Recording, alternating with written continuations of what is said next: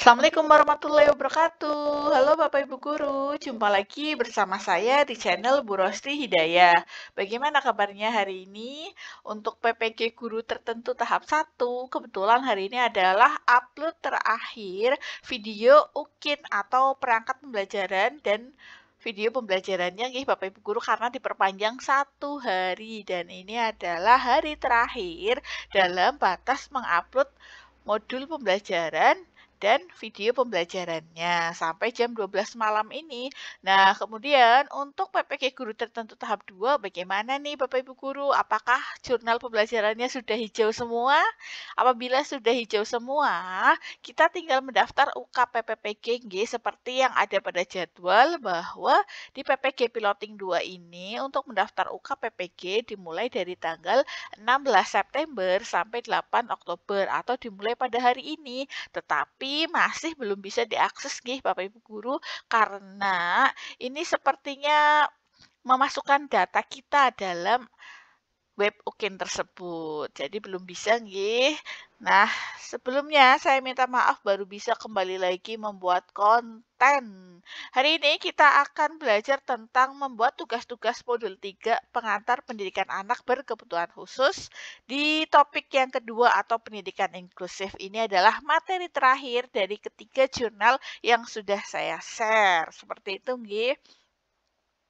Di tugas pertama, yaitu kita menganalisis video pembelajaran atau video di atas atau video yang ada pada PMM, yaitu tentang pendidikan inklusif. Pertanyaan yang pertama, apakah arti pendidikan untuk semua menurut Bapak Ibu Guru? Menurut saya, pendidikan untuk semua adalah hak setiap anak. Kita wajib memastikan pendidikan yang inklusif dan merata, serta meningkatkan kesempatan belajar sepanjang hayat untuk semua. Seperti pendapat Ki Hajar Dewantoro, yaitu anak-anak hidup tumbuh sesuai kodratnya sendiri. Pendidik hanya dapat merawat dan menuntun tumbuhnya kodrat itu, di mana pendidikan inklusif bukan hanya sebatas layanan pendidikan bagi anak yang memiliki hambatan bersekolah di sekolah umum, tetapi pendidikan inklusif adalah layanan pendidikan yang mengakui hak semua anak tanpa terkecuali, memberikan kesempatan bagi setiap anak untuk belajar dan berkembang sesuai dengan kebutuhan dan potensi mereka, sehingga setiap anak bisa terus berkembang untuk masa depan mereka yang cerah. Kemudian pertanyaan selanjutnya adalah bagaimana kita dapat, bentar saya perbesar dulu. Bagaimana kita dapat memastikan bahwa setiap anak dimanapun mereka berada akan mendapat akses pendidikan. Kita mulai dari lingkungan sekolah kita dulu, nggih Bapak Ibu Guru, kita dapat memastikan bahwa setiap anak dimanapun mereka berada akan mendapatkan akses pendidikan yang sama tanpa membeda-bedakan latar belakang sosial, ekonomi, budaya, atau fisik mereka.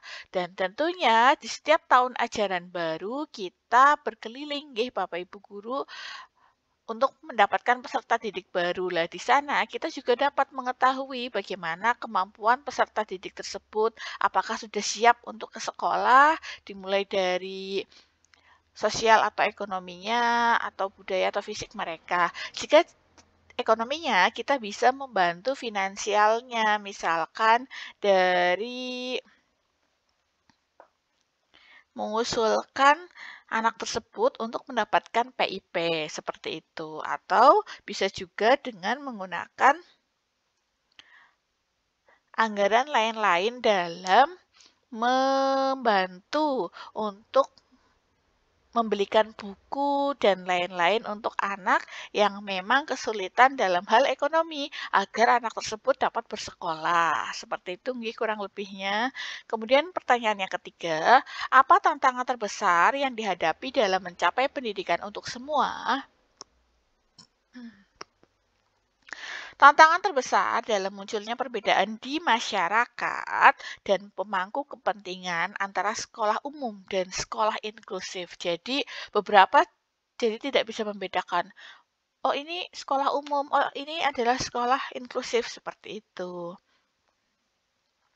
Jadi, malahan ada beberapa sekolah inklusif yang sudah disahkan oleh pemerintah, tetapi belum sepenuhnya mengadopsi filosofi dan pendekatan pendidikan inklusif. Namun, ada juga sekolah-sekolah umum yang benar-benar mengadopsi filosofi dan pendekatan pendidikan inklusif, tapi sekolah ini tidak menerima status sekolah inklusif dari pihak berwenang, sehingga tidak berhak atas dukungan tenaga, keuangan tambahan, atau adanya perbedaan persepsi tentang peserta didik dalam pendidikan inklusif. Jadi memang di lingkungan masyarakat atau bahkan di lingkungan guru sendiri ini tetap ada perbedaan persepsi tentang peserta didik dalam pendidikan inklusif.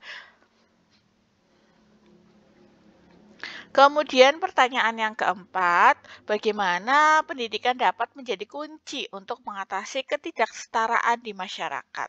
Yang pertama adalah memberikan pemahaman mengenai peserta didik seperti anak berkebutuhan khusus, di mana pendidikan inklusif bukan hanya sekedar memasukkan anak berkebutuhan khusus ke sekolah umum atau ke sekolah reguler, tetapi kita tetap melayani seperti melayani anak yang sakit dan tidak berdaya kondisi fisiknya. Pendidikan inklusif sebagai hak semua anak, apapun kondisi, potensi, dan hambatan belajarnya. Kemudian pertanyaan yang kelima adalah ceritakan pengalaman Anda saat menemukan kasus anak yang kesulitan untuk mengakses pendidikan. Saya menemukan bahwa peserta didik tidak mampu membeli seragam, buku, dan perlengkapan lain yang dibutuhkan. Sekolah memberikan bantuan finansial dan sumber daya pendidikan seperti buku dan perlengkapan belajar. Seperti itu, kadang kita misalkan nih, kan ada kaos olahraga, itu beli kaos olahraga dan ternyata anak tersebut itu tidak bisa membelinya, maka sekolah yang membelikannya. Seperti itu nggih kurang lebihnya. Kemudian berikutnya adalah ada ruang kolaborasi. Bagaimana melaksanakan pembelajaran yang inklusif. Setelah mempelajari tentang pendidikan inklusif dan bagaimana pelaksanaannya di dalam kelas, silahkan Bapak Ibu Guru melakukan wawancara terhadap teman sejawat seperti guru, kepala sekolah, pengawas, atau praktisi tentang bagaimana melaksanakan pembelajaran yang inklusif. Petunjuknya yaitu lakukan analisis terhadap kelas yang Anda miliki, lalu tentukan modifikasi pembelajaran apa saja yang ditemukan. Setelah itu, lakukan diskusi dengan teman sejawat di sekolah untuk menentukan bagaimana sistem dukungan pendidikan inklusif terhadap pelaksanaan pembelajaran inklusif, dan simpan hasil dan diskusi yang telah Bapak Ibu Guru lakukan pada draft yang Bapak Ibu Guru miliki. Di tabel 2.3 di sini ada analisis pembelajaran inklusif. Di sini saya hanya mencontohkan dua anak saja nggih Bapak Ibu Guru. Yang pertama adalah nama anak. Di sini nama anaknya ini, kemudian mata pelajaran atau TP yang dipelajari yaitu matematika tentang pembagian, kemudian modifikasi yang dilakukan adalah menyediakan benda konkret yang ada di sekitar siswa. Alasan dalam menunjang pembelajaran yang inklusif di sini, anak kesulitan dalam mengerjakan pembagian sehingga diperlukan adanya benda konkret di sekitar siswa. Contohnya dengan bantuan uang. Uangnya itu uang asli nggih Bapak Ibu Guru, di mana dalam pembagian uang ternyata anak tersebut lebih memahaminya sehingga diharapkan dapat meningkatkan kemampuannya dalam memahami konsep pembagian. Misalkan nih, kadang ada anak yang misalkan 25 dibagi 4 kayak gitu, itu kadang berpikir. Nah, ketika 25.000 dibagi ke 4 anak, ternyata anak itu dengan mudah dapat memahaminya. Oh Bu, berarti 25.000 atau 20.000 dibagi 4 anak, nanti dapat jatahnya 5 ribuan Bu, gitu. Kemudian anak yang kedua yaitu dalam bahasa Indonesia kemampuan berbicara, di mana modifikasi yang dilakukan adalah melatih kemampuan berbicara dalam kelompok kecil, di mana anak tersebut tidak percaya diri ketika presentasi di depan kelas. Suaranya kadang tidak terdengar, bahkan selalu menutupi wajahnya. Dengan berlatih dalam kelompok kecil bisa membuatnya lebih nyaman sehingga kemampuan berbicaranya dapat meningkat dan lebih percaya diri. Tugas berikutnya yaitu demonstrasi kontekstual, bagaimana tantangan pendidikan inklusif. Setelah membaca artikel tentang bagaimana pendidikan inklusif membantu potensi peserta didik, Anda atau Bapak Ibu guru diminta untuk mengerjakan kegiatan berikut ini. Yang pertama adalah membuat artikel atau paparan atau video atau poster atau bentuk informasi lainnya. Ini bisa pilih salah satu atau dapat memilih bentuk informasi lainnya, nggih. Kemudian tentang upaya yang pernah Bapak Ibu guru lakukan dalam mendorong potensi peserta didik di sekolah masing-masing. Kemudian yang kedua, tuliskan pula tantangan dalam upaya yang Bapak Ibu guru lakukan. Tantangan tidak harus berasal dari faktor eksternal, tetapi juga faktor internal. Kemudian yang ketiga adalah sampaikan hasilnya kepada rekan sejawat Anda dan mintalah pendapat mereka. Kemudian yang keempat, simpan dokumen hasil dengan baik ini. Siapa tahu ada rekan yang memerlukan informasi ini. Jawaban yang pertama, untuk mendorong potensi peserta didik di sekolah, kebetulan saya telah melaksanakan praktik coaching,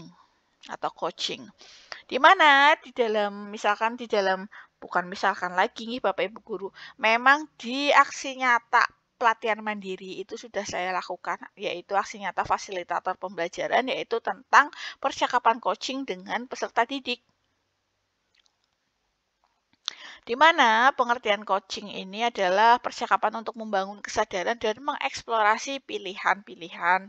Dan coaching merupakan proses menuntun yang dilakukan dalam coaching adalah sebuah usaha untuk mengeksplorasi murid untuk mampu menggali potensi.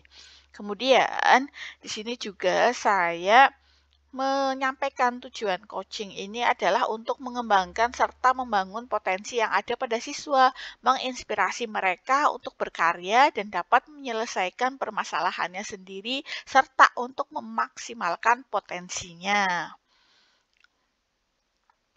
Kemudian layanan coaching ini adalah dapat mewujudkan profil pelajar Pancasila, yaitu beriman, bertakwa kepada Tuhan Yang Maha Esa, dan berakhlak mulia, bernalar kritis, kreatif, bergotong royong, dan berkebinekaan global. Guru berusaha memberikan peluang bagi peserta didik menjadi cerdas dan berkarakter melalui proses coaching ini. Kemudian berikutnya di sini adalah catatan coaching note yang saya lakukan dengan peserta didik melalui bimbingan 1 hari 1 siswa nih Bapak Ibu guru, salah satunya ini. Pelaksanaan kegiatan ini adalah dilakukan di jam istirahat. Potensi yang dikembangkan, kreativitas minat, kemampuan, dan pemecahan masalah. Dan berikut contoh coaching yang kedua. Sini saya tidak bacakan Bapak Ibu guru karena ini hanya contoh. Ini sama potensi yang dikembangkan yaitu kreativitas, minat, kemampuan, pemecahan masalah. Kemudian umpan balik dari siswa dan dokumentasi. Nah, ini adalah salah satu contoh dari aksi nyata yang sudah saya lakukan pada pelatihan mandiri di PMM, yaitu fasilitator pembelajaran, yaitu percakapan coaching dengan peserta didik, di mana percakapan ini untuk menumbuhkan atau menemukan potensi peserta didik tersebut. Dan tantangan yang saya hadapi dalam praktek coaching ini adalah memerlukan waktu yang lebih banyak untuk dapat mengetahui permasalahan setiap siswa, sehingga kita dapat memahami mereka secara mendalam. Jadi bukan misalkan kalau asesmen diagnostik itu kan hanya sedikit, misalkan hanya, oh ini kemampuan kognitifnya seperti ini, kemudian cara belajarnya seperti ini kan kurang. Jadi lebih baik percakapan satu anak satu siswa, dan itu membuat waktunya itu lebih lama dalam menemukan potensi mereka atau dalam memahami mereka secara mendalam seperti itu. Kemudian umpan balik dari rekan sejawat. Jadi ini saya sampaikan kegiatan ini kepada rekan sejawat. Kemudian rekan sejawat memberikan umpan balik. Salah satunya, terima kasih atas pemaparan tentang upaya mendorong potensi peserta didik. Praktik yang dilakukan membuat saya terinspirasi untuk menerapkannya di kelas saya. Kemudian, yang kedua, materi yang disampaikan memberikan pemahaman yang baik tentang bagaimana mendorong potensi peserta didik, dan saya akan mempraktikannya di kelas saya. Kemudian tugas berikutnya itu elaborasi pemahaman, yaitu perubahan kecil apa yang dapat dilakukan dalam pembelajaran inklusif. Untuk memperdalam pemahaman Anda tentang pendidikan inklusif, buatlah pertanyaan-pertanyaan mengenai konsep yang masih Anda belum pahami. Pertanyaan ini akan didiskusikan dengan rekan sejawat, kepala sekolah, pengawas, atau praktisi di lingkungan sekitar. Yang pertama, bagaimanakah cara mengidentifikasi dan memberikan asesmen kepada anak berkebutuhan khusus. Yang kedua, bagaimana seorang guru dapat memfasilitasi pembelajaran inklusif. Setelah Anda menemukan jawaban atas pertanyaan yang Anda ajukan, Bapak Ibu guru dapat membuat jawaban dalam bentuk teks atau slide dan disimpan pada folder tugas yang Bapak Ibu guru miliki. Dan berikutnya saya contohkan juga salah satu aksi nyata dari pendidikan inklusif yang ada pada pelatihan mandiri di PMM Bapak Ibu guru. Dan Bapak Ibu guru bisa membuat contoh lainnya. Ini hanyalah contoh yang saya berikan, yaitu aksi nyata tentang perubahan kecil dengan dampak besar. Di mana di sini latar belakangnya yaitu saya memiliki peserta didik berkebutuhan khusus lamban belajar. Di mana saya memberikan konsep pengetahuan juga tentang pendidikan inklusif, yaitu sistem layanan pendidikan yang mengatur agar siswa dapat dilayani di sekolah terdekat, di kelas reguler bersama teman-teman seusianya. Tanpa harus dikhususkan kelasnya, siswa dapat belajar bersama dengan aksesibilitas atau aksesibilitas yang mendukung untuk semua siswa tanpa terkecuali. Nah, berikutnya perencanaan kegiatan pembelajarannya. Yang pertama yaitu memberikan kesempatan kepada peserta didik yang lamban belajar untuk bertanya dan menjawab dan mengarahkan mereka tentang apa yang belum diketahuinya. Kemudian yang kedua, memberikan perlakuan khusus kepada peserta didik yang lamban belajar dalam berbagai hal agar peserta didik tersebut lebih mengerti. Kemudian yang ketiga, dalam proses pembelajaran diharapkan melakukan pengulangan materi pada anak lamban belajar karena mereka belum memahaminya, serta diharapkan ada jam tambahan pelajaran pada saat jam istirahat untuk membimbing peserta didik yang mengalami lamban belajar tersebut. Kemudian, saya juga mengikuti pelatihan pendidikan inklusi untuk meningkatkan pengetahuan siswa. Berikut saya contohkan sertifikat dalam mengikuti pendidikan inklusif. Kemudian berikutnya dokumentasi dalam menyampaikan ini. Kemudian dokumentasi atau umpan balik bagaimana dengan rancangan yang saya buat. Ini contohnya dari metode yang sangat bagus untuk diterapkan pada peserta didik berkebutuhan khusus. Dengan begitu, peserta didik tersebut akan lebih memahami pembelajaran yang diberikan. Kemudian yang kedua, saya setuju dengan metode yang dirancang akan lebih memberikan perhatian khusus kepada peserta didik yang mengalami lamban belajar. Yang ketiga, metode yang dirancang bagus. Saya sangat setuju. Guru akan lebih memberikan perhatian khusus kepada peserta didik yang mengalami lamban belajar tetapi juga tidak mengganggu peserta didik lainnya. Dan ini adalah salah satu contoh aksi nyata yang sudah saya buat, yaitu tentang perubahan kecil dengan dampak besar. Ini juga contoh dari atau aksi nyata dari pelatihan mandiri di PMM Bapak Ibu guru. Bapak Ibu guru bisa membuatnya dalam bentuk yang lain. Kemudian berikutnya adalah koneksi antar materi. Seberapa pentingkah pelaksanaan pendidikan inklusif? Buatlah koneksi antar materi tentang pendidikan inklusif dan implementasinya terhadap pembelajaran di kelas. Utarakan juga bagaimana pendapat Bapak Ibu guru tentang seberapa pentingkah pelaksanaan pembelajaran yang inklusif dan esensi pendidikan inklusif. Kemudian koneksi antar materi ini bisa berupa poster, infografis, mind mapping, dan sebagainya. Lalu simpan tugas Anda pada folder tugas yang Bapak Ibu guru miliki. Dan saya juga memberikan contoh aksi nyata yang sudah saya buat pada pelatihan mandiri PMM. Jadi pendidikan inklusif ini ada banyak sekali materinya di pelatihan mandiri PMM Bapak Ibu guru. Di sini saya contohkan aksi nyata sosialisasi prinsip pendidikan inklusif di satuan pendidikan. Kemudian di sini saya cantumkan regulasi kurikulum merdeka terkait pendidikan inklusif. Yang pertama, Undang-Undang Nomor 20 Tahun 2023 atau tahun 2003 tentang Sistem Pendidikan Nasional bab 4 pasal 5 ayat 2, 3 dan 4 dan pasal 32 yang menyebutkan bahwa pendidikan khusus merupakan Pendidikan khusus merupakan pendidikan untuk peserta didik yang berkelainan fisik, emosional, mental, intelektual, dan atau sosial. Atau peserta didik yang memiliki kecerdasan luar biasa yang diselenggarakan secara inklusi, baik pada tingkat dasar maupun menengah. Berikutnya saya sampaikan juga regulasi masih sama nggih, yaitu tentang Peraturan Menteri Pendidikan Nasional Nomor 70 Tahun 2009 tentang pendidikan inklusi bagi peserta didik yang memiliki kelainan dan memiliki potensi kecerdasan dan atau bakat istimewa. Pasal 3 ayat 2 menyatakan bahwa setiap peserta didik yang memiliki kelainan fisik dan emosional, mental dan sosial atau memiliki potensi kecerdasan dan atau bakat istimewa berhak mengikuti pendidikan secara inklusif pada satuan pendidikan tertentu sesuai dengan kebutuhan dan kemampuannya.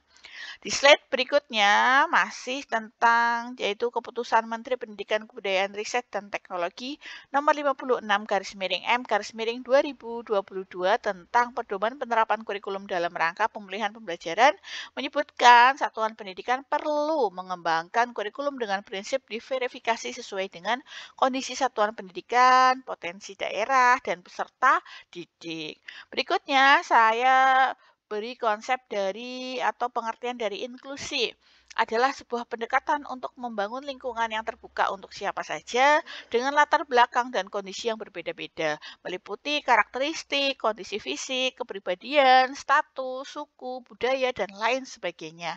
Pola pikir ini selanjutnya berkembang dengan proses masuknya konsep tersebut dalam kurikulum di satuan pendidikan, sehingga pendidikan inklusi menjadi sebuah sistem layanan pendidikan yang memberi kesempatan bagi setiap peserta didik untuk mendapatkan pendidikan yang layak.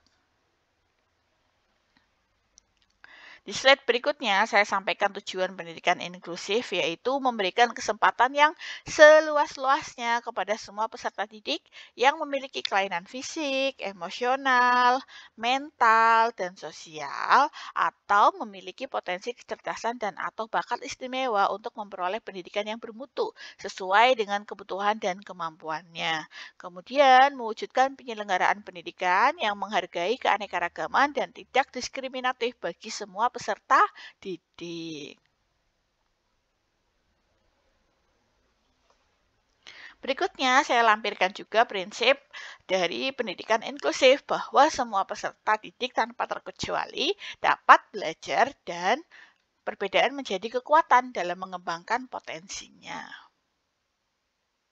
Kemudian ada peran dari pemerintah, kemudian peran masyarakat, kemudian peran orang tua, serta peran satuan pendidikan.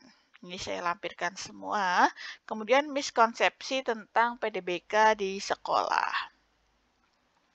Kemudian saya sampaikan juga beberapa jenis kebutuhan khusus yang kerap ditemui di satuan pendidikan, yaitu dari tunanetra, tunarungu, tunagrahita, hambatan motorik tunadaksa atau hambatan emosi, ADHD, kemudian ada lamban belajar atau slow learner, dan berkesulitan belajar spesifik.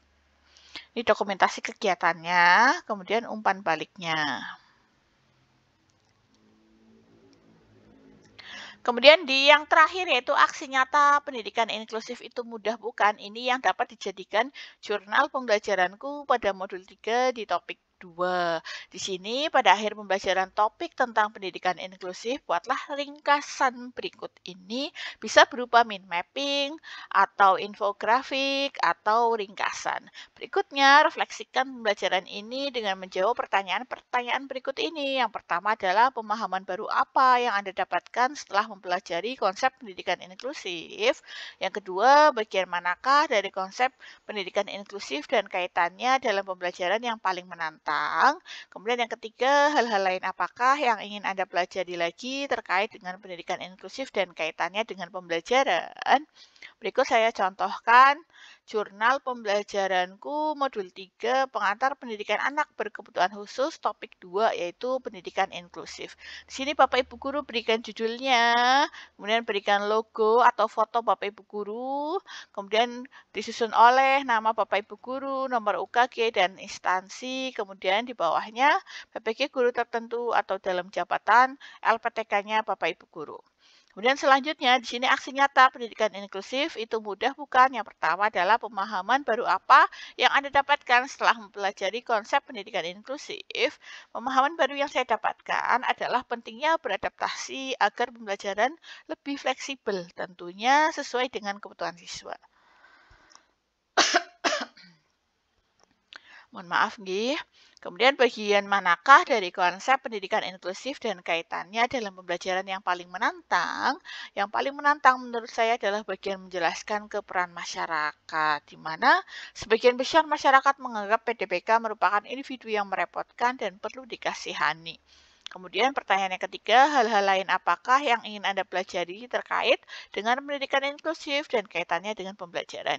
Yang ingin saya pelajari adalah bagaimana saya mengajar ketika memiliki PDPK yang beragam seperti tunanetra, karena buku-buku pembelajaran belum ada versi huruf braille-nya.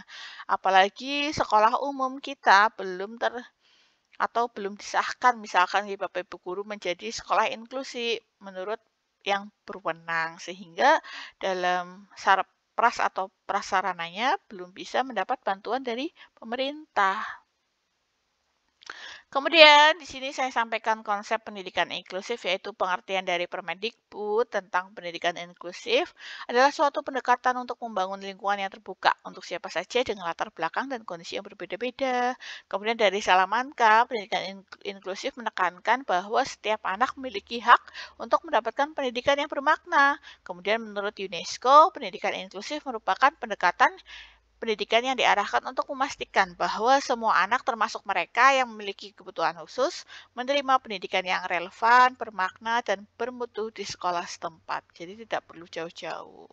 Kemudian, di sini saya sampaikan tujuan pendidikan inklusif. Yang pertama, memberikan kesempatan yang seluas-luasnya kepada semua peserta didik yang memiliki kelainan fisik, emosional, mental, sosial, atau memiliki potensi kecerdasan atau bakat istimewa untuk memperoleh pendidikan yang bermutu sesuai dengan kebutuhan dan kemampuannya.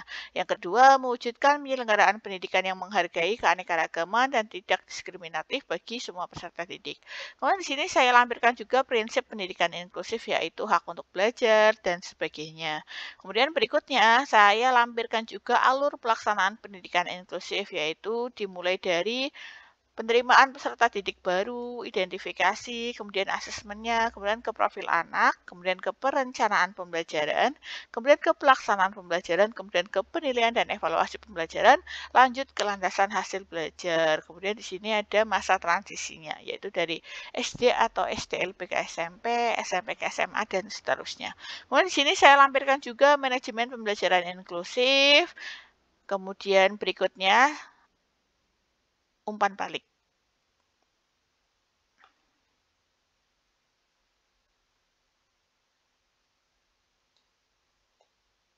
Kemudian yang terakhir adalah dokumentasi. Dokumentasinya yaitu di sini ada kegiatannya. Seperti itu nggih, kurang lebihnya saya mohon maaf. Billahi taufiq wal hidayah. Wassalamualaikum warahmatullahi wabarakatuh.